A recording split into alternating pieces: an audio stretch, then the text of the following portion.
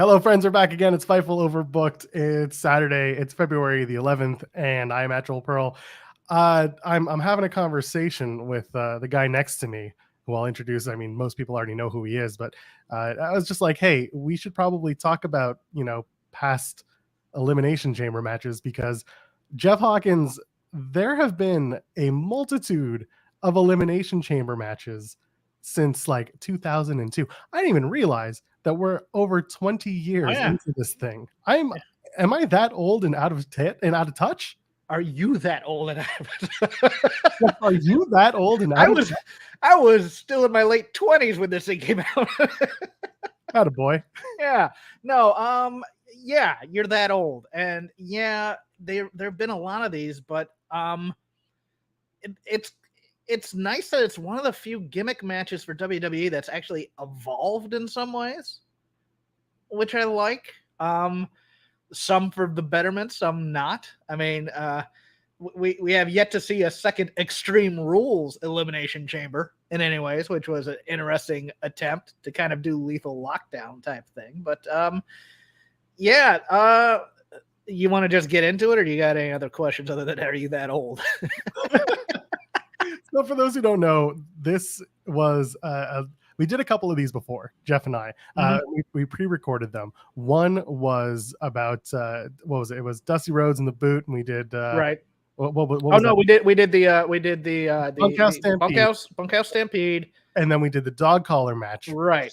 And then we missed War Games. We missed War Games because I decided that I was a little too busy with my life. Yeah, but here we are, and I was talking to Jeremy Lambert for some reason, I don't know why, and we were like, we should probably bring Jeff back, and I was like, do we have to? And Jeremy was like, yeah, we should probably bring Jeff back. So I brought him back because I am, if nothing else, a vengeful god. And also because honestly, I like shooting the shit with Jeff because we get to have a good time. And if you're here and you're joining us live, which like we never do, we just kind of said let's do it live. You can donate a super chat on Overbooked. Just use that little $sign. Any amount will pop your statement on the air, or you just want to support us, that's cool too. If you're in the chat, hey, how are you? Come and hang out with us. This is pretty low expectation. We're not journalists in this room. We're just talking about our favorite matches from the Elimination Chamber and like little stats here and there, so we can dig into it. Where do you want to start? Because I mean, let's start with how this came about. Yeah, let's go. Because in 2002, we were a year removed, going towards this Survivor Series. We had already done the invasion angle. WCW was done. ECW was done. Well, kind of, but it would come back later. And so it was almost like we had reached an apex with Survivor Series. Survivor Series going into 2002, I believe, was 15 years old. Jeez. By now, and there was talk. I remember this because 2001, 2002. This is around the time I was applying to get a writing gig at WWE as well. And I remember that there were rumors that they wanted a gimmick match for Survivor Series. And to my knowledge, I believe that it had been bandied about that there had been a heavy rumor that there was a push behind the scenes to bring in War Games because they own the IP. Yep. From the WCW sale. And that Vince had said under no circumstances will we ever do a War Games match in WWE. Number one, because it was WCW's invention / Dusty. And number two, because the logistics of it at the time, they couldn't get 2 rings and still get all the seating and get all that precious money from everybody buying tickets and stuff like that. They'd have to reduce some tickets. So there had been talks, and the interesting thing about this is, at least I remember the Wrestling Observer in some ways back then, were like, well, what is this Elimination Chamber thing? Because they'd only like mentioned it, and they'd done like little teaser videos with almost exactly like the War Games teaser videos back in 87 or so, where it's like guys with masks and blow torches and metal and sparks and the Elimination Chamber, that kind of thing. 2 miles of steel. 2 miles of steel. 10 tons of steel, whatever. And apparently this was a Triple H invention. to be done for the Raw brand, because by now in 2002 we had done our first brand split with Eric Bischoff running Raw and Paul Heyman running SmackDown, literally running SmackDown.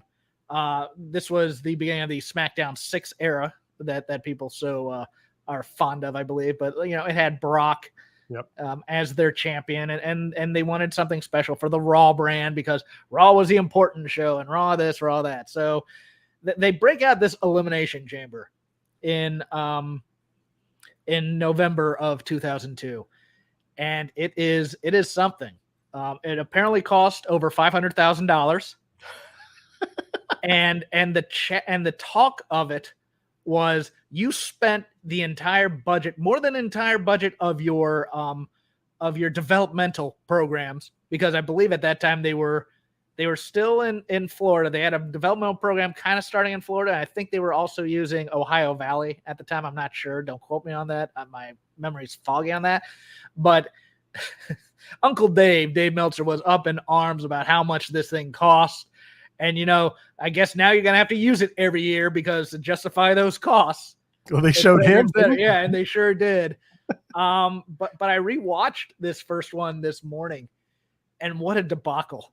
It is such a messy match. And you can tell that they saw it for the first time that day. Morning of. That day at Madison Square Garden, they all went in and go, okay, what kind of spots can we do here? And nobody bothered to try this out anywhere else. Yeah, and at one point, Rob Van Dam was like, oh, yeah, I could do a frog splash off of the top of the pod. Yeah, no problem. And Hunter's like, all right, let's do it. Well, in theory, the cage match and a longtime staple of wrestling, et cetera, and the War Games was a staple of wrestling. But what they didn't consider, of course, was how are we going to land on all this metal safely? And my God, they've since changed it. If you notice now around the ring and stuff like that, the grates are padded. Yeah. Because after a couple of years, number one, referees didn't want to slap the metal for a 3 count at all. That was one thing that the match was initially falls count anywhere. Yeah. And they kind of got rid of that through the year. Yeah, they got rid of that too. That falls could count anywhere. But also that, you'd see people with the grate marks up and down their legs and things like that, and bumps that you take where you have to hit the mat. Guys were still trying to do that and hurting their arms and things like that. It got to the point where nobody wanted to take a bump on that steel because it just hurt too much. So they finally over time, I believe it took 2 years for them to get that going. I think I didn't watch the second one, but I don't think any changes were made majorly until year 3. But also differences you'll find now is that they use thicker glass instead of the plastic. They did that one year and it hurt somebody, I believe. Well, Jericho was the first one to ever have the to go through it, right? Go through the bulletproof Lexan pods, which, by the way, Lexan is a very slim plastic. But one year they changed it up, and I think they've changed it back since. But they used some very thick stuff, and I think it didn't budge. Well, I think it was Mark Henry because he had his pod break on him through one of those spots where they were going through. That was the final straw where they're like, no, we're reworking the damn thing. Right. Old ass chamber, which, by the way, and then I want to say it was Goldberg who would try to spear somebody through it and it didn't budge at all. There's one spot from I think 2000, maybe it's 2009, where Rey Mysterio, it was Jericho and Mysterio, and Rey Mysterio goes for a spear in the corner. Jericho sidesteps it, and Rey Mysterio smacks his head because he slides down like a cartoon. Yes, he's trying to go through the turnbuckle and do the drape your shoulder on the ring post spot, and instead he kind of forgets what's in front of him, which is Kane standing in the pod and trying not to wince as his head, Rey Mysterio's head, smacks loudly into it. Other changes that I had forgotten, but I thought I had in the back of my head, but it's oh yeah, they did that was they actually created pods with roofs on them so that guys could do stunts and jump off of those, as opposed to the chain link crisscross things. Which, while I liked the visual of Rob Van Dam falling down with his leg in there and getting grabbed, I could see how that could be prone to injury just a little bit. Yeah, it's how you tear certain parts of your body. Oh, Yeah. and looking back at the 2002 entrance, so you had Shawn Michaels. He inevitably wins the match. Yeah, Takes Shawn on- Michaels was doing his comeback at Yes, this time. that was it. This was his little Dutch boy look, where he got himself, he got his haircut, and he was wearing the all brown, which I think Yes. about his tights. He says his tights weren't finished yet for this particular show, so whatever he wore was like a very pieced together last minute thing. And that's why he looked the way he did at the Elimination Chamber match in 2002. So Michaels wins. He wins the World Heavyweight Championship, and like you said, he's on his return thing, and he defeats Triple H, Chris Jericho, Kane, Booker T, Rob Van Dam. Right. Oh my God! So that's a really great stable of guys to be in a ring with. Jericho, who by the way becomes like the MVP of the Elimination Chamber. We'll talk about that later. But like, I'm thinking back to that Rob Van Dam spot that we just talked about, where RVD does the frog splash and ends up like breaking Triple H's, what was his trachea? Yeah, Like, his shin lands on his trachea. and I'm wondering to myself, did they do that spot? Like, did Rob think I have to do that spot because the promotional poster that year was literally Rob Van Dam mid-air doing the 5-star frog splash? And he was like, it like kind of like subconsciously, he's like, I got to do it. It's the big spot, and I'm on the poster, so we got. No, I just think that's what these guys did. Is they'd look at something and go, "Are you cool if I do this?" And if they say, "Okay, I'm fine," because if you watch the spot, he's trying to land on his feet. Yeah, he's because it's a little bit hard. It's a little bit higher than I think even he expected. So he's trying to land on his feet to cushion the blow a bit. I think he might have blown out his knee on this as well. He also can't get any of the vertical because there's no bounce to that pot at all, and he's jumping off a chain. Yeah, the stage from where he's coming off is like right up against his back, so like he's really just trying, and it's tough. So yeah, he ends up taking out Triple H in the match, and Triple H is like coughing up blood, finishes the match, and he's just like can't breathe, can't talk, got to go to a hospital. Well, you know, there was that, but man, Triple H saved this match in the early moments. If you watch, he gets Jerry Lawler Lawler's on color for this, right? Of course he is. Yeah. It's Raw. Early on, it's one-on-one, and Rob's they're outside on that first grate, and he's doing Irish whips into the cage, and the latch of the door that he's throwing him into comes unhooked. And you see him grab the cage door to save himself on that one. And if that spot had gone poorly, I think we never would have seen another one of these Elimination Chambers again. Never mind the fact that they opened the wrong pod at one point. Yeah, because Kane comes in instead of HBK, who everybody's expecting, and they just go with it. And of course, Triple H has a crushed trachea, and Jericho's like, "What do we do?" Because you can see him on all fours as Kane comes in, going, "They let the wrong guy in." Just call it in the ring. What do we do? And Triple H is like, I don't know. I can't talk right now. Oh man, but listen, the way that they eventually got through the match, it ends up being clearly a success because they end up doing it for the next God knows how many years. And like you mentioned, they retooled it, and thank God they got a little bit more wrestler friendly with it. But also there was a point where the chamber itself was too big to transport or hold in certain arenas. Yes. So they couldn't run the program. They couldn't run the Elimination Chamber unless they were at like an arena that the roof could hold X amount of pounds and weight. Right. That was kind of wild. So it's good that they've changed it up. I wonder now what the weight difference is between the original and the reworked one, which, by the way, is a lot more TV friendly too. Because you can actually see through the holes in the cage. They figured out how to shoot it eventually, so that they could put like either they put a cameraman in there, or I think they may have cameramen in there now.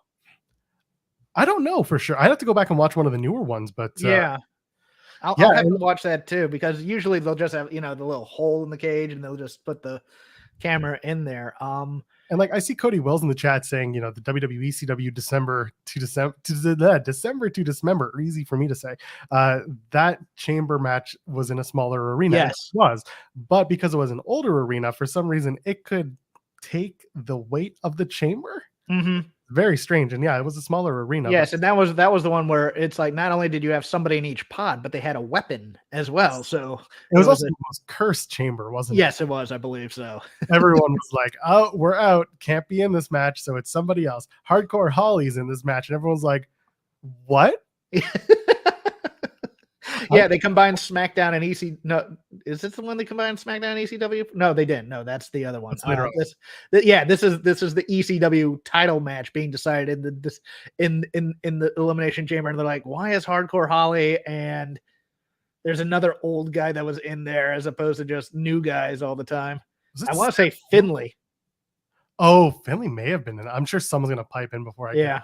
Someone annotate my historical errors on this, please. That's what I'm. Let's see if I can find it here real quick. So this is it was Lashley, Big Show, CM Punk, Hardcore Holly, Rob Van Dam, and Test. So yeah, I went back and watched this particular match. Oh, did you? Yes, and I'm trying to remember. I was like, I actually watched the entire pay-per-view because I'm a crazy person. This match and the opening contest of December to Dismember are the longest matches. And the opening match was the best match. Do you remember what it was? Was Jeff Hardy in it? He was. It was the Hardys against Eminem. Okay. So clearly that's going to be good. And then it was the Elimination Chamber match where like other matches were just awful. Regardless, like this was such a messed up match because the story they were trying to tell was mostly about Paul Heyman. Yeah. Who was about to literally leave the company like 3 days later, get fired. Yeah. So they didn't know what the hell they were going to do. And yeah, like the fact that it was $50 was absolutely wild. It was, and it also came a month after the last Elimination Chamber because they did the Raw one at New Year's Revolution. That's right. The interesting one with it's like, okay, Cena, Kane, sure, Kurt Angle, Shawn Michaels, yeah, and then they had Carlito and Chris Masters in there, and you're just like, huh. But the Elimination Chamber also has historical significance with the WWE Network, because I believe Elimination Chamber was the first all streaming special event that they did after the success of all the NXT takeovers that they used basically for guinea pig stuff. So they put a premium live event on there to grow subscriber base that they weren't putting on pay-per-view, or they had it on pay-per-view, but it was like, no, come to the network and watch it instead. It's cheaper type of a thing. Yeah. The idea was at the time that they announced the WWE Network at the Rumble 2014. And then their plan was by WrestleMania 30, it was going to be only WWE Network, especially in the US. And then the idea of the pay-per-view of Elimination Chamber or No Way Out, whatever it was that year. I think it was Elimination Chamber. Anyway, that pay-per-view was in the interim between Rumble and Mania. So that was like a dual provider pay-per-view. And they kind of hedged their bets on it because that was the first tag team Elimination Chamber, and that was also the one for the Intercontinental Championship with the Ryback, I believe, was the champion at the time. That one just shit the bed too. Nobody liked Ryback winning it. Just that, and again, that was the broken Mark Henry pod. And then they had the distinction again in was it 2021 when the Peacock deal was announced? They were the last event officially on WWE Network. I did not know that. I had forgotten about that one. And I think that was also a Saudi show, if I'm thinking. The tag team one that year was interesting because that was the one with is that the one where Sin Cara climbed all the way up to the or Kalisto climbed all the way up to the top of the Elimination Chamber and fell down off of it? I want to say that it was. So 2020. Let me see real quick here. Yeah, it was 2020. So it was Miz and Morrison, New Day. Oh no, that's 2020. I was thinking 2015. Yeah, the 2015 one is the New Day versus Cesaro and Tyson Kidd versus Los Matadores versus the Ascension. Yes, the Ascension. Versus the Lucha Dragons, Kalisto and Sin Cara, and the Primetime Players. Yeah, no, that's the one where Kalisto, I think, went to the roof to drop down off of it onto everybody. I thought that was 2021. Maybe I could easily be wrong because they're in both matches. Kalisto was in the one in 2021? No, I'm thinking of Lucha House No, Party. you're thinking of Lucha House Party. You're thinking Lindsay and Grand Metal League. I could have sworn that they were the ones who did the spot, though. Okay, you might be right. That one I remember being good because Tucker was just a house of fire in that one. He got fired like 2 months later. Poor Tucker. we were thinking about him the other day on Tim and Joel. We were like, what happened to Tucker? Do you remember? He was great. I thought he was really good. The problem was, I know we're going on like a complete diversion from. That's fine. I mean, that's what we're here for. Nobody's watching. It's fine. It's 20 people. It's good. The whole thing with Tucker was like they had him break off from what's his face, from Otis, and then they did nothing with it. And then on top of that, when they fired him, he was still rudderless. So Tucker ends up becoming like a Twitch streamer. And I was like, okay, it's pandemic. He's fine. Playing a lot of Fortnite. He's like talking about how professionally Fortnite he's going to get. Then he stops, and then he's becoming like super crypto bro. And I haven't heard from him since, so I assume they took his thumbs. Let me read you the reaction to the first Elimination Chamber match from Dave Meltzer in the Wrestling Observer, because I love it, because it's almost like a microcosm of like every single observer criticizing Vince. But anyways, but while it was entertaining on the night, the booking decisions reeked of the short-sighted problems that have put the company in the hole it's in.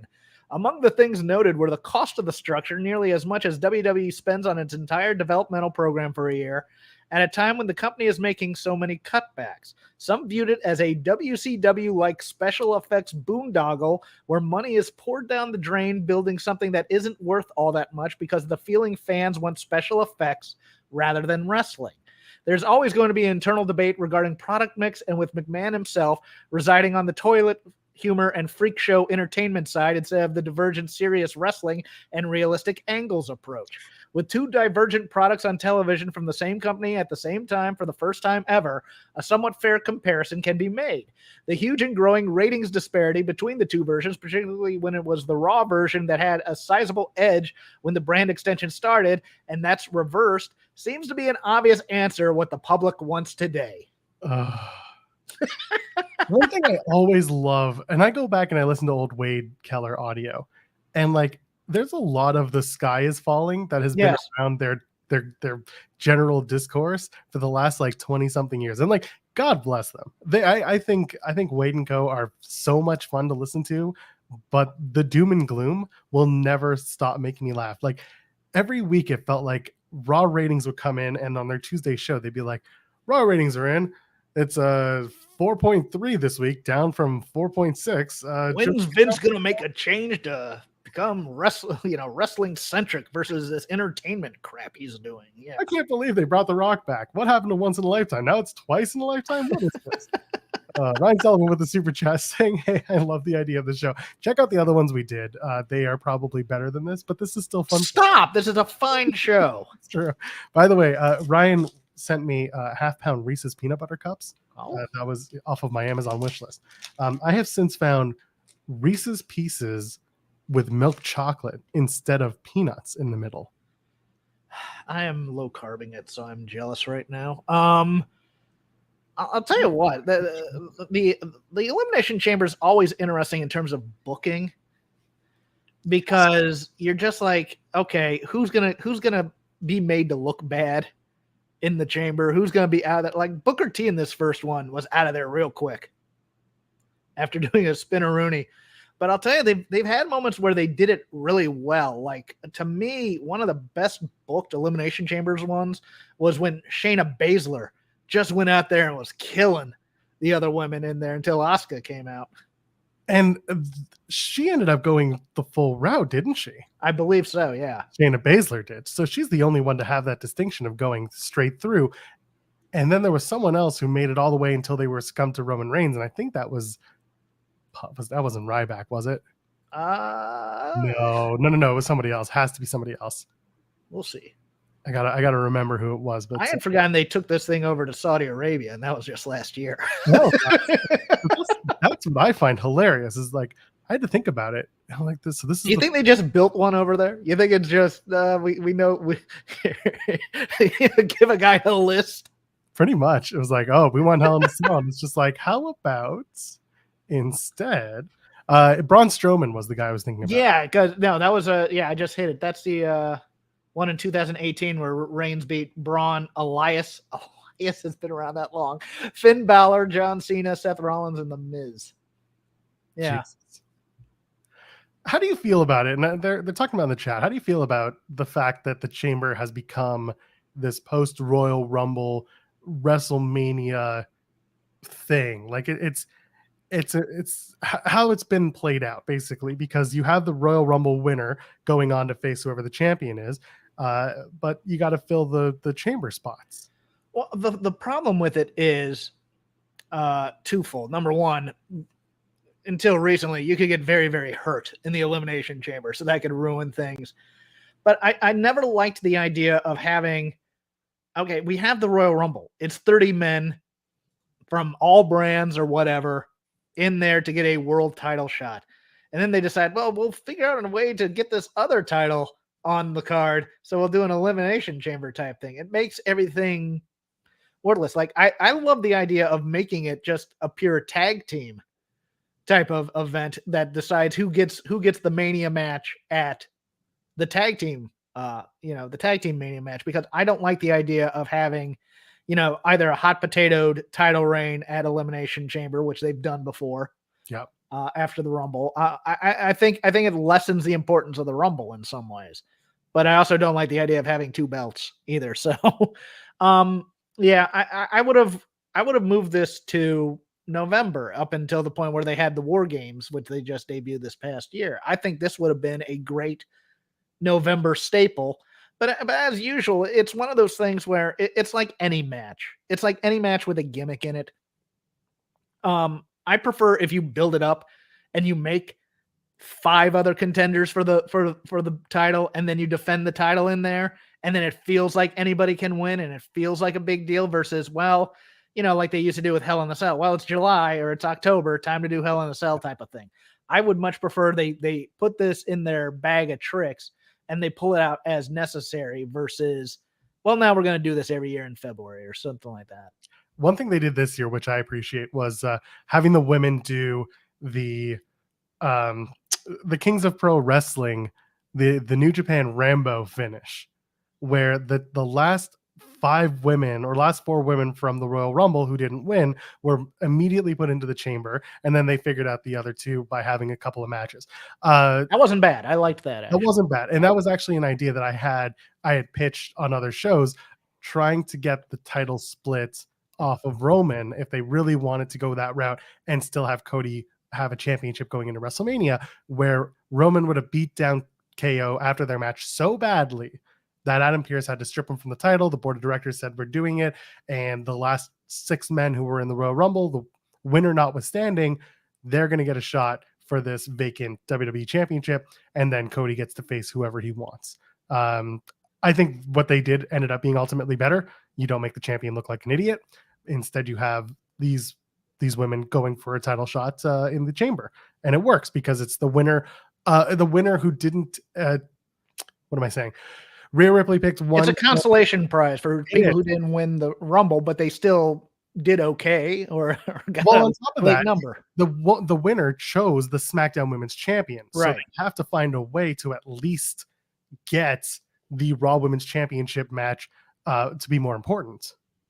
And that was the way they did it. And I think that made more sense than anything I had just said regarding Roman Reigns and the double titles. Fine by me. But this does nothing for like a United States title. I'm sorry, it doesn't. It's a match with with guys and girls. Well, no, the United States title match or the U.S. title. Well, the U.S. title match, it felt like this year they realized we've had every single title defended in the Elimination Chamber, and that's true for the U.S. title. And so they were like, well, here's our first time ever. And that's what WWE loves to do, is sound the alarm and say first time ever. We got a super chat from Devin Alamar saying, this is agreed. This is a great show format. two guys with great chemistry, love and knowledge of wrestling. That's questionable. And broadcasting chops. That is even more questionable. Thank you. Wait, which part is questionable? Love or knowledge? Because I'm kind of yes. If there's one thing Jeff and I are going to do, it's we're going to show up and talk. We'll show up and talk. That's we'll fill the time. I'm mostly here because Jeff always makes me sound funnier. Oh wow! Wow! Oh God, I love you. This is why I'm on the back bench of Fightful. That's why they replaced me with Denise. I got you. You're a Bengals fan. Sean should be salivating to have you on. Yeah, I know. We haven't really talked all that much Bengals this year, except in a private room where we talking to Kvetch. What's your favorite Elimination Chamber match? Not the best, but your favorite. So the first one always sticks out to me just because I remember watching it so vividly as a kid. Mm-hmm. Other than that, the women's one where Alexa Bliss ultimately wins. Mickey's in there. Sasha kicks Bailey's hand. Yeah, where she does the Lion King spot. Yeah. And then Mandy and Sonya Deville are in there. And my favorite part about that whole thing is Mandy is the first woman ever to be the first woman to be eliminated from the Elimination Chamber, and also the first woman to be eliminated from the Royal Rumble ever. So like she's got those first distinctions right down pat, and no one can take those away. But other than that, the match was fine. Like it worked, and the story wasn't actually terrible. And then Bliss does this stupid promo where she's like, "Oh yeah, she does it. Oh yeah, she does the I'm so heartfelt," and then she turns on everybody. And like that just the Alexa Bliss staple for so long. But oh God, the match itself had a lot of like redeeming qualities, and I do remember that one from time. I adore. I'm in the same neighborhood as you. I adore the women's tag. That was good too. There are so many little things in there. Number one, it was important to Bailey and Sasha, so they were working their ass off on that. And also Sonya and Mandy actually looked like a real team, which was nice. But the underrated MVPs of that match are the Iconics. They're so who were fantastic flakes in every way. Mm-hmm. They come in, they're doing their cocky thing, and then Nia and Tamina come in. And they're doing they're going by each pod. They're going by each pod. And the Iconics are doing that thing with their fingers where they're pointing. So they just hit the glass, and the look on their face. Yeah, exactly. Where they're so frightened. And then they get called in, and Nia and Tamina surround their pod, and they're trying to keep the pod closed. And they just get killed and taken out of there. It was so beautiful. It was dumb. It was a waste of a team in there. Don't get me wrong. But it was also just what I needed at that time.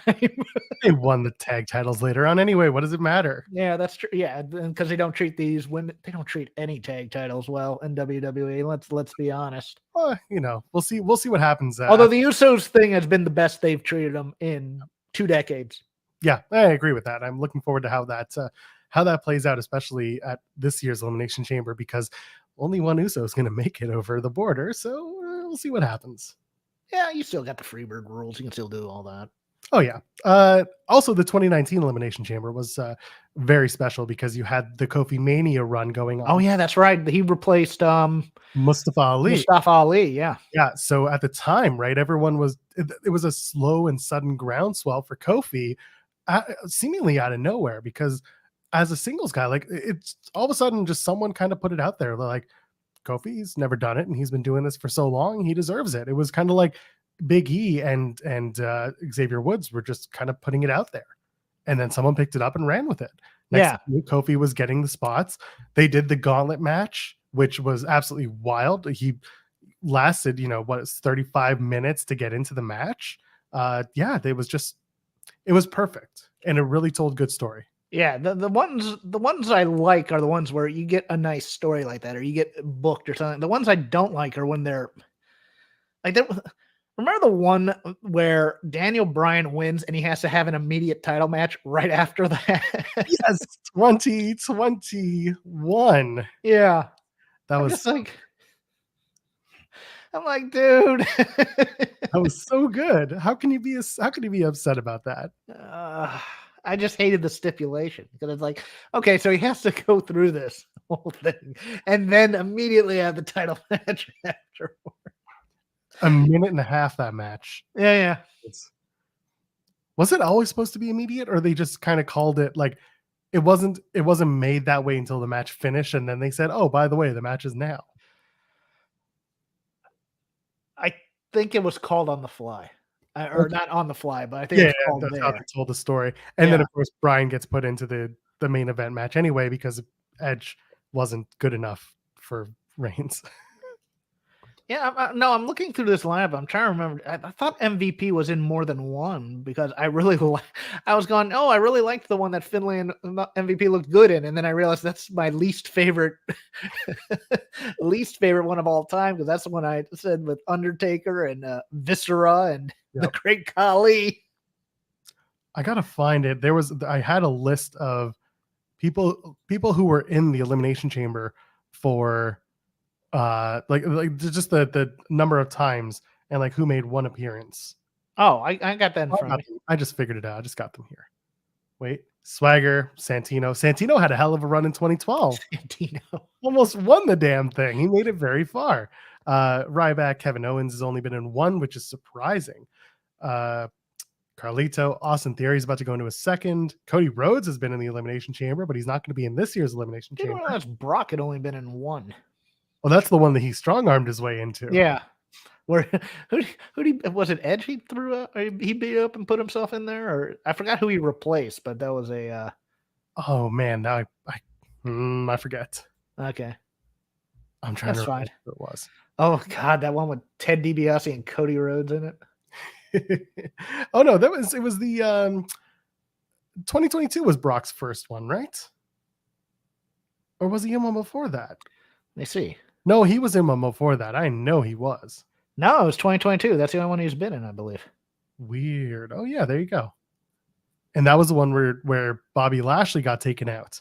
Yeah. Early in the match because I was trying to. Oh no, Edge took somebody out once and took their place. I think they won it in 2009. Yeah, that's and then took in the match. Yeah, right. It was the same. That was the same spot I was talking about with Mysterio and Jericho. Right, where Mysterio clobbers his own face into the glass. I don't think that's a legally binding contract. If you beat somebody up on the way to the ring and take their place, then you're automatically in the match. I'm just saying, goddamn. Yeah, I get it. It's like Becky Lynch walking out. I'm taking her place in this Rumble. It's like I don't think it works that way. Show. I was live and in person at that show, and people were all about it. They didn't care. Oh yeah, no.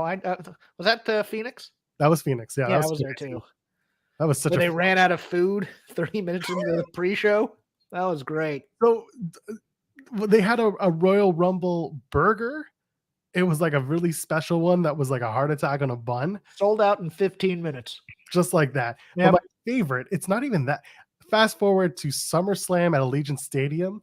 I don't know if you know the story, but all of the terminals went down.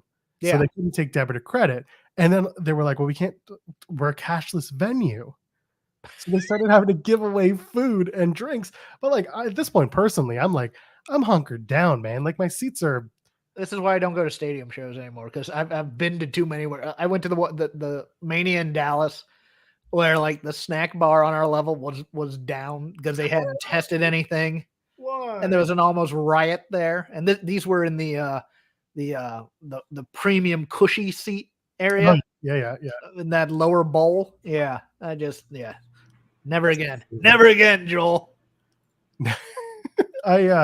I'm just trying to remember when I went to that SummerSlam. This is my story of getting tickets is always fun because I don't go to shows with a ticket. I figure it out the day of. I literally bought my tickets to Vegas and my hotel and set up everything and did not buy any tickets to SummerSlam because I was like, between people I know and just my ability to find a seat at the last minute and not pay full price, I'll be okay. The most important thing is, can I fly there and stay there for a good amount, right? For a cheap price. And I did. So the morning of, if you watch anything on Love Wrestling, you can probably find the VOD. I was on Live Wrestling this past week. They're good, by the way. You were with Pluggo and JPJ. Yeah, I was on Between Two Beards. Yeah, they're good. Yeah. So I'm with JPJ and Spencer Love, who runs the site, whom I'm seeing this week, and they're doing their preview of SummerSlam in the hotel. We're all staying together and in Embassy Suites, and so I'm in the background of their shot on my phone the whole time, and like it's just a bit at this point. Like some people pop into like, is that Joel in the background? And I'm no selling it. So what I'm doing at the time is looking on Ticketmaster for my seat. And like, I can sit here, so there. Okay, there's a floor seat for $35, like a legitimate floor seat. And I was like, I'm a single, so I could just buy the seat and then go and sit way up front, and no one's gonna touch me because I'm just one guy. And then I got a message from Andrew Zarian being like, hey, you need a ticket. And I was like, fine, I'll sit with you. Yeah. I'm looking through some of these lineups though. Triple H defeated Edge, Big Show, Jeff Hardy, The Undertaker, and Vladimir Kozlov. That is my favorite. It was an awful match. That was a big one too. Like that was a physically large edition of the Elimination Chamber. Jericho defeating Undertaker, CM Punk, John Morrison, Rey Mysterio, and R-Truth. Was that 2010? Yeah. That was the year when they lit him on fire. And Undertaker, yeah, where he has second-degree burns and he's pouring water on himself in the pod while he's just sitting there waiting to kill that lighting hand. That's that pyro guy. Oh, if I get my hands on him. And then he comes to the back after the match, and he won. And he's just like, I don't want to see that man ever again in my life, or I will do things that are unspeakable. And he was fired, I believe, summarily. Well, you know what the pyro guy should have done was get some cucumbers and load up the boots, and we would have been okay. Don't come next to me with those cucumbers. Somebody asked me if I'm going to his one Dead Man show next week, and I was like, absolutely. No. Member buries the show. You don't want to see that? Matt McCarthy and everybody going up and doing their Chris Farley. Hey, Undertaker, you remember that time when you slammed Mankind through a Hell in a Cell? That was cool. That was cool. That was awesome. Remember when you were in the Beatles, man? I'd be like, hey, you remember when you were Mean Mark Callis and you fought Lex Luger for the WCW United States Heavyweight title? And then you left. Who was that? How come we never got the team of you and Sid as the Skyscrapers? That's what I'd be asking. Just dumb crap like that. You can ask him all the questions. He just won't answer them. He meanders around them. Yeah. The guys that We Watch Wrestling podcast, shout out to them. They went over Rumble weekend to go see it, and they were like not impressed. they were like, he did not tell a story from start to finish. He meandered. Well, those are all actors too, so it's one of those things where it's like or performers of some kind. So it's one of those things where it's like, I'll break down this as a performance type of thing. Let's ask about this year's Elimination Chamber, because I think it's fairly cut and dry. I think Austin Theory's going out as the winner and successfully defends this, and then does a U.S. title challenge, and John Cena comes out to accept or something to that effect. I'm fine with that. Honestly, I don't think there's anything wrong with popping the crowd. If the rest of the matches are strong enough, go for it. There still seems to be like there's a match missing from this card. Yeah, like 4 right now. You mean for WrestleMania? No, for Elimination Chamber. No, there's one that's about to be added this Monday. So yeah, there you go. Remember that. Women's gives some intrigue to me because Asuka seems straight ahead, but Nikki Cross is looking. No, what are you going to go for? I could make a case for Raquel Rodriguez winning this thing. Of course you can. You can make she's been on top for a while, on top. As a super fight of the next generation type thing, I could see a case for Liv and giving her the underdog push to a WrestleMania main event. I don't think they're going to. I think the chance is small. And there's a part of me, there's a small, tiny little overbook everything part of me that says Becky Lynch finds her way in here. No, I think Becky's part of that. You think she's gonna do? You think it's the Legends match? You think she's slumming it at Mania this year? No. I think the 3-on-3 is at Elimination Chamber. So you think it's Lita, Becky, and Trish versus Damage Control at Elimination? Oh, okay. I do, because remember, what's the WrestleMania women's tag match. No, right now it's Damage Control versus Shayna and Ronda, but I assume that you take the titles off of Damage Control so that I think you do. What? The whole time, the whole Damage Control story has been that they're so full of themselves. Stop. Damage Control story. Oh, Joel, you are such a card. You're such a kidder. Go ahead. Sorry. The characters of Damage Control. There's no story. You're right. There's minimal story. The characters come off as three women who are so blindly full of themselves that they luck into these super situations, such as the women's tag match or multiple women's title matches. That being said, those two, Io and Dakota, taking on Rousey and Shayna, you got to find a way to turn Damage Control, or at least turn Io and Dakota.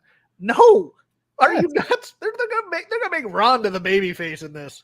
No, they're not. Not after last night. Okay. Not after what happened on SmackDown. See, I think they take it off of them and they give it to Liv and Raquel, and then you have Liv and Raquel versus you might even have a multi-women tag in here. That's probably what's going to happen because they always do that. But man, come on, who doesn't remember Mandy Rose slipping on the ramp? Wasn't that a good time? Right here, Samoa Joe and the Pawn Show, Mandy Rose slipping on the slip and slide. Florida. Hashtag Tampa. Yeah, it's gonna be a multi-tag thing, and that's how they win the titles. Because Damage Control is gonna be in there, Liv and Raquel is gonna be in there. They'll find a way to get Carmella in there. So my feeling is the night after WrestleMania, you have Casey Squared from NXT make their debut. Yeah, I think so. Yeah, no, and I think that's why they split up Toxic Attraction for now, because it's one of those things where they were clamoring, we need more teams up here.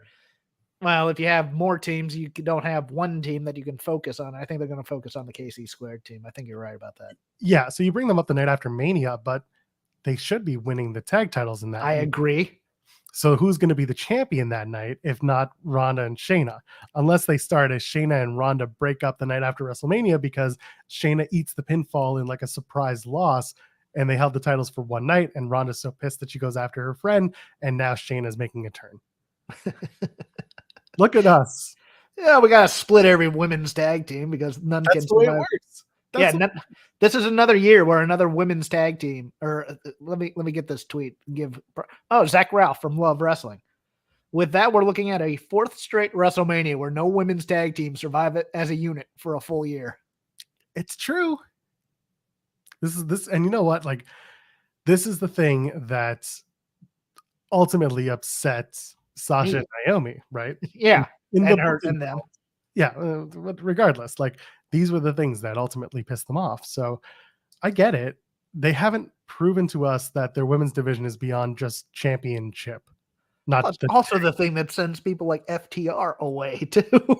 You're not wrong about that. I mean, not just the women, but the men. It's like these tag titles that you need to make them make something, or because I love tag team wrestling, and they just leave. Yeah. So this is why I continue to say that if you have Sammy and KO beat the Usos at WrestleMania, then you need to make those titles so much more important. And they are important right now because they're starting to put more emphasis on the tag team title matches that they're having. And they're going to start putting more emphasis on the story of these two teams going against each other.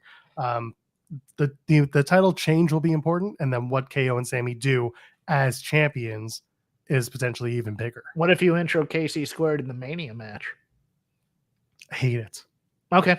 Only because I don't like debuting people at WrestleMania, and I think Triple H is not even at WrestleMania, but I mean for the match. That's where they win it. No, only because there's no build, there's no reason. They suck at build though. I mean, in terms of the lower card, with the exception of the main event matches, my belief is Paul Levesque has been through enough Raw after Manias as a talent to know that that's something the fans want to bring back. Yeah.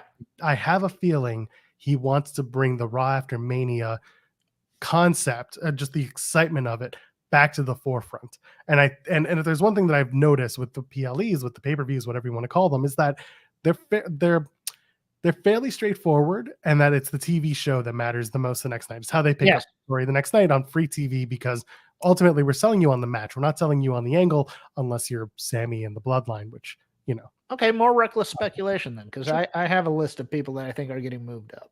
Are you just looking at the NXT roster? Casey Squared. Okay. Trevor Lee / Cameron Grimes, whatever they're gonna call him. Boy, I do think they bring up Braun as champion. I don't. I think Mello is going to take those titles at Stand and Deliver. Okay, I can buy that too. And then they do Mello versus. I think they bring up Braun as the NXT champion, and then he loses the title when he goes back. They do that kind of deal. They did that already. I know they'll do it again on Raw when Vince was in charge, and no one liked it. No one cared. No one gave a shit. There's such a difference in NXT now versus what it was even 8 months ago, that it's such a different beast that it doesn't cross over well. Okay, let me also give you another caveat. I think Vince is in charge of creative by the time Mania comes around. That's a possibility, and if they do that, this is the only thing I want. I want Cameron Grimes and Ilya Dragunov as a tag team, and I want Vince McMahon to call Ilya Dragunov Ivan Dragon, Russian oligarch who has tons of money. And that's the time. And I want him to sign the Outrunners. Yes, please. Took it right from underneath Tony Khan. He can't have my company. I'll have its stars. I'll use them to trash tag team wrestling again. FT Outrunners. Yeah, no, this is interesting because it's one of those things where when you're looking at the Mania card, and the original plan was Ronda and Becky in a title consolidation match. Been there, done that. Yeah, and now, I mean, but what? Okay, so if they do the 6th person there, then what does Becky do for Mania? She's too big of a star to not being like a unless you've just cooled her down completely, or you throw her into Charlotte and Rhea. No, can't do that. Can't do that. Have her and Roxanne have a match. See, that's why I'm thinking she might find her way into this chamber. No, and I love Asuka. I love me some crazy clown PTA mom Asuka. She dresses up and has a clown. Peace. Let her eat a tomahawk steak in peace. No, I will let her eat a steak in peace. It's just one of those things where, like, when she cleaned up to go in that ring in that backstage ring where they do the interviews, and they were introducing Carmella, and she's like dressed up like she's a mom going to a PTA meeting, and she's drooling and stuff. That does it for me. Oh no, I don't think so. Natty could get taken out again. But I feel like she should be taken out again. But if Natty gets taken out again, then it's not in Canada. You're not taking her out in Canada. Why not?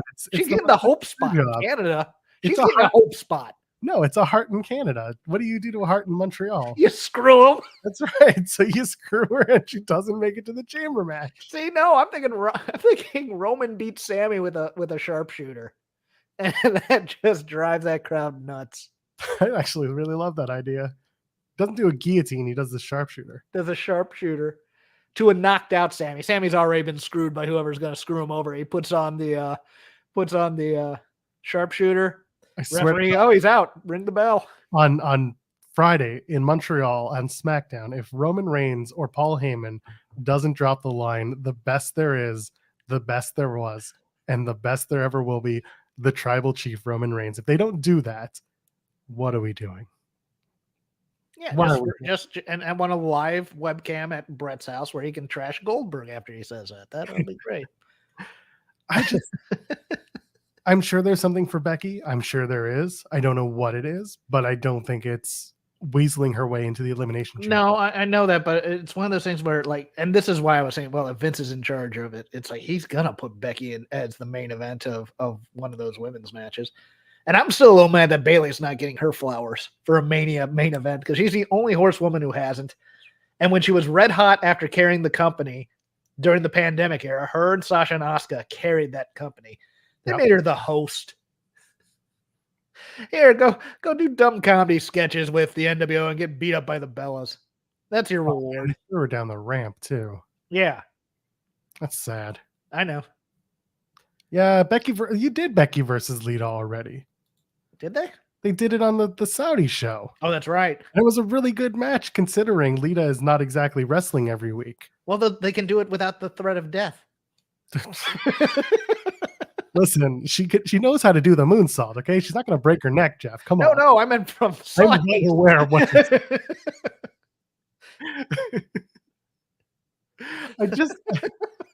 listen, I think it's a good question to have. What do we do with Becky and what do you do with Bayley at WrestleMania? Well, Bayley, they're gonna mistreat. She's gonna be in some like battle royal or something. They'll put them in the WrestleMania battle royal, but that's typically the night before. Oh, is it? Oh, well, yeah, they did. Something. No, I mean, it just depends. I mean, they got 2 nights now. They can put a battle royal in somewhere. Becky versus Tiffany Stratton. I'm here for that.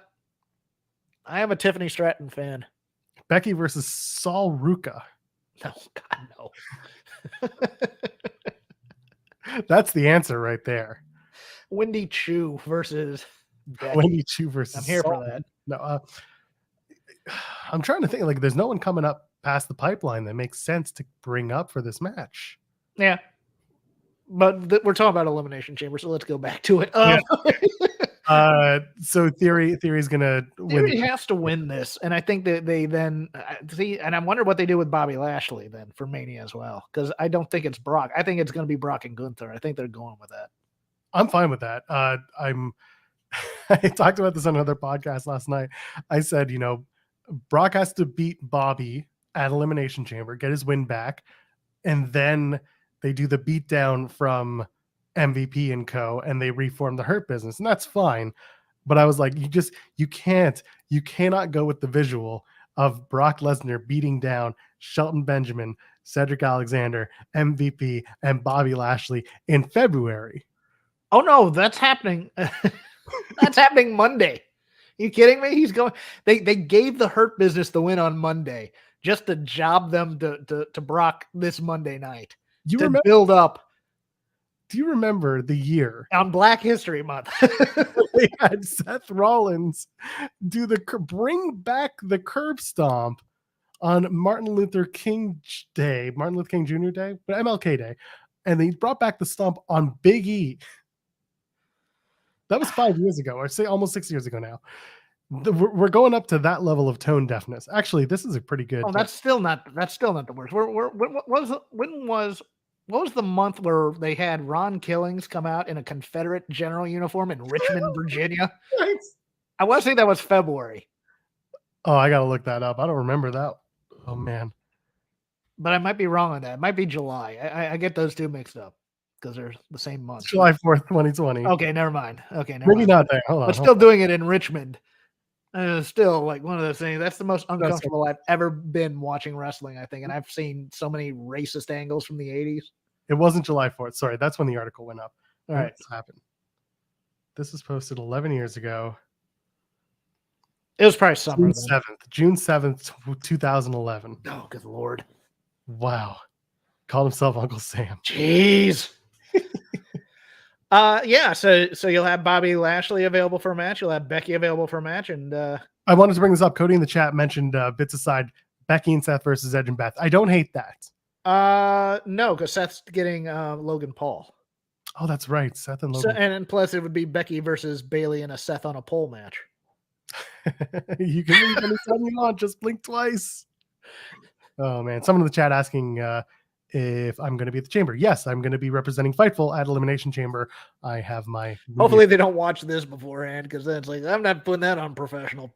Whoops. On there. Whoops. That's fine. I'm not there to be a professional anything other than just a guy who talks into a microphone. Walk up to Sami Zayn and be like, so... You getting comp for the show? We'll talk offline. Oops. Sorry. Okay. Do you think Sammy's going to get a haircut and get a real job going into... Is he going to get his old music? Is he going to be able to use the... He's going to get it together like his big brother, Bob? What is it, CTO or CFO? The CFO music? Yeah, it's called Worlds Apart, I think is the name of the song. Yeah. Because number one, that's just... Sorry, audio, I'll read it back. They were friends. Right. Susan B. Anthony and Mae Young. So, yeah. Mae Young being destroyed by the Dudleys on Susan B. Anthony's. No, but Yeah, boy, speaking of malfeasance, Asuka's new theme just sucks ass. By the way, soccer mom mix. Oh god, how do you take away that theme from her? You gotta give Sammy the ska. You gotta give it to him. Yeah, you kind of do, and I screw it. Give me the Mighty Boss Tones live in Montreal. We could do it. We got Planet Smashers to do it instead. They're from Vancouver. Get them Bowling for Soup, somebody like that. No, you got Bowling for Soup, and they're gonna do the Alexa Bliss theme. Oh, that's right. What's Bray gonna do at WrestleMania? Him versus Uncle Howdy.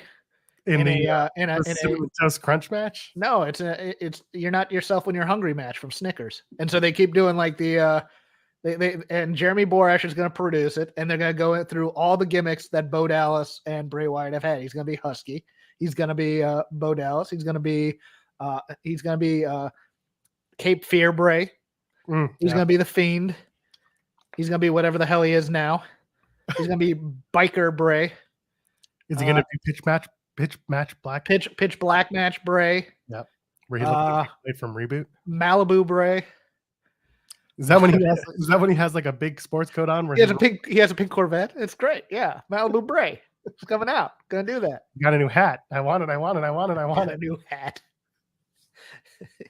rolling. Oh my God! It's Biker Bray. What are we gonna do? It's the Bray American Badass. Oh no! Why are we doing this? Bray and Alexa versus Cross and Scarlett. Do you think Karrion Kross is going to face Cody Rhodes for the WWE Undisputed Championship by SummerSlam? Yes, I think so too. I think it's going to, because you got to give him more heels. You got to give him more like character cartoony heels, and Kross is the right guy. But Cody will make it his mission to give them an edge. Oh, absolutely. You know, because I mean, yeah, the Kross and Scarlett thing is goofy. And don't get me wrong, Cody has his Southern instincts, but man, he still has some sports entertainment in him. Yeah. Yeah, I could see that. I mean, that might be the SummerSlam match. Although, no, he's going to be on Raw the whole time. He's not going to be going. I don't think he's going to get both belts. I think he's going to split them. What he's going to do is he's going to say these are the people's belts, and so the SmackDown belt's going back to SmackDown where it belongs. And then they're going to have a tournament. Fridays. Yeah. I'm being a good Jew, Cody Rhodes. Wow. I don't work on Shabbos. That's all he's saying. Okay. I get it. I wouldn't either. Got a super chat from Devin Alomar saying the Bray Wyatt glitter match brought to you by Starry Soda, the Sierra Mist replacements. Nice. We go. Yeah.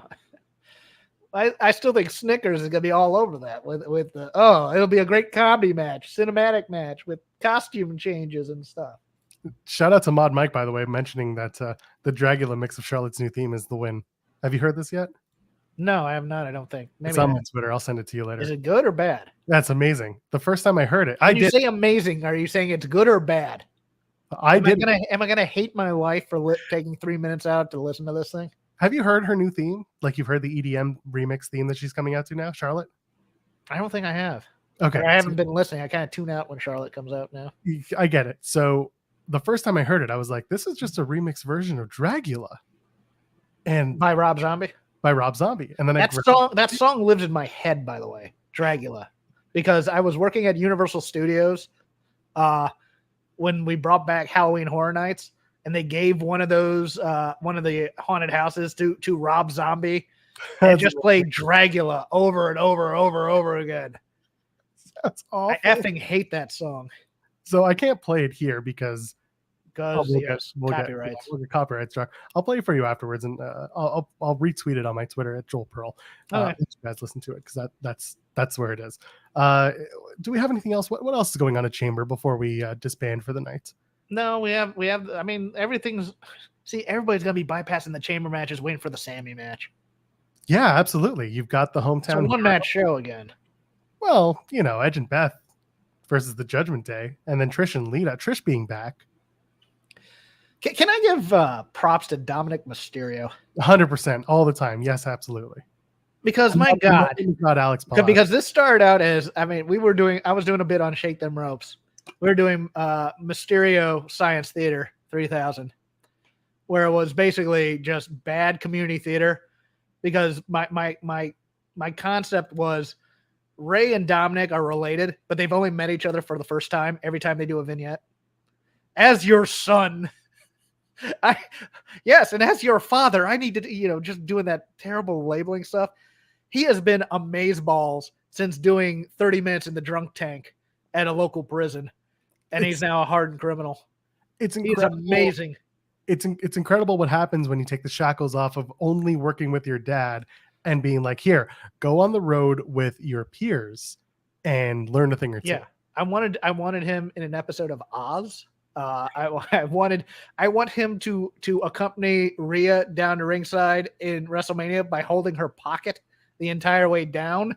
I want them to go full on prison B for. I was saying coming into Mania, I was saying that this should be, Rhea shouldn't be challenging for the title. I was like, respectfully, I want Rhea to challenge for a women's title eventually, but not now, because she is the secondary baby face in this feud.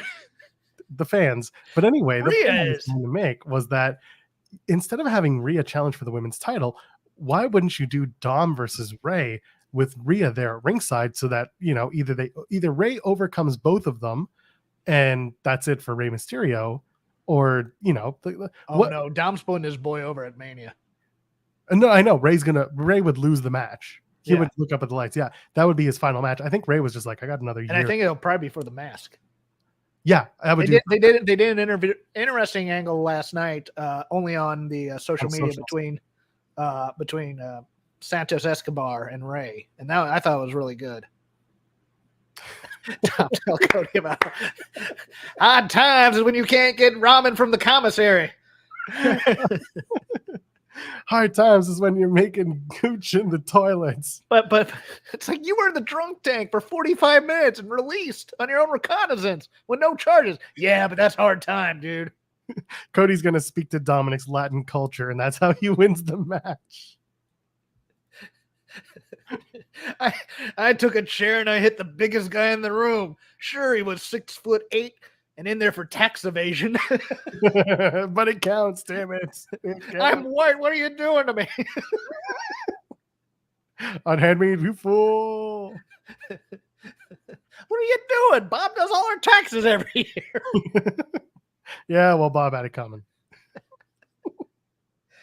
You should cut this off. I don't think we're getting any better than this. No, we're not getting any better.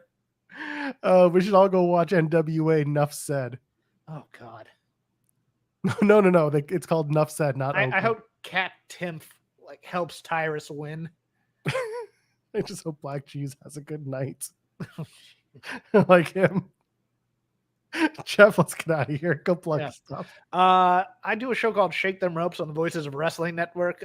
We kind of do this, but as a longer show about all of the weird snarkiness that we can think of for wrestling, both WWE and AEW. I'm also on another Patreon, patreon.com/FightGameMedia. I do the Dynamite Show, a deep dive deconstruction of Dynamite that we start about 10 minutes after the show. So it's nothing but hot takes and bad takes usually. But no, we do that every Thursday. It goes up about an hour after Dynamite goes off the air. Actually, that's Wednesday, not Thursday. Stupid. And you can just follow me at CrapGame13, Snark, arcane references, telling Joel he's a bad father. That's what I enjoy doing. Although Joel is popular with people. Joel's getting some of the Twitter ladies who love him being a daddy. I'm kind of impressed by that. What can I say? I love my kid. Most of the time. Today he was a real terror of a motherfucker. Shaking ropes. How long do you guys actually go? You mean for a show, or how long have we been going? Usually about an hour 15.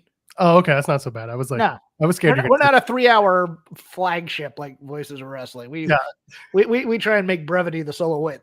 This week, if I need to plug it, I asked ChatGPT for a wrestling podcast script, and they gave it to me. Yeah, I was gonna say, and you broke ChatGPT. Well, it said, I don't understand why the creative team won't let them have more freedom. And then I said, do a podcast by two guys who are jaded about wrestling, and it was perfect. It was absolutely perfect, Joel. And they spit out a Todd Martin and Wade Keller exclusive. I'm very jaded about the state of WWE. It's like the storytelling doesn't make any sense. They gave you an episode of Sour Graps is what they did. I also had put in a after the show. I don't know if it was during the show, but might have been. It might have been after the show. I asked them to do a NXT script with Booker T. Oh, no, being a show killer. And it's just shucky ducky quack quack every other line, and then champagne wishes and caviar dreams, and then once in a while he tosses in some praise for Roxanne and anyone else who works reality of wrestling. Yes, yeah, get your plugs in, Joel. All right, I am at Joel Pearl. I'm not hard to find. JOELPEARL. I host every Thursday on the main Fightful feed. We do the post impact show. Myself and Crested Star, who is really much more funnier than I am. I just kind of lead the show. What else do I do? I have stuff here on Overbooked. Earlier this morning, Jeremy and I did Newsworthy. Tomorrow, Kate and I are supposed to be doing the new Kate and Joel Call It in the Ring because Tim is a coward. By the way, I love you, Tim. Thank you for coming to Montreal with me. I'll be at Elimination Chamber next weekend covering the show for Fightful. Hope to see a lot of y'all there. If you're going to be there, leave us a comment here on the video and just be like, hey, Joel, I'll be at Elimination Chamber. And I'll be like, oh, I probably won't see you, but I'll wave from my press box atop the arena or something.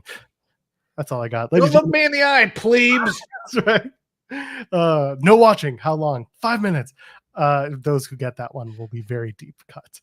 Ladies, gentlemen, friends beyond the binary, thank you, Jeff Hawkins. We'll see you in the next one. Cheers.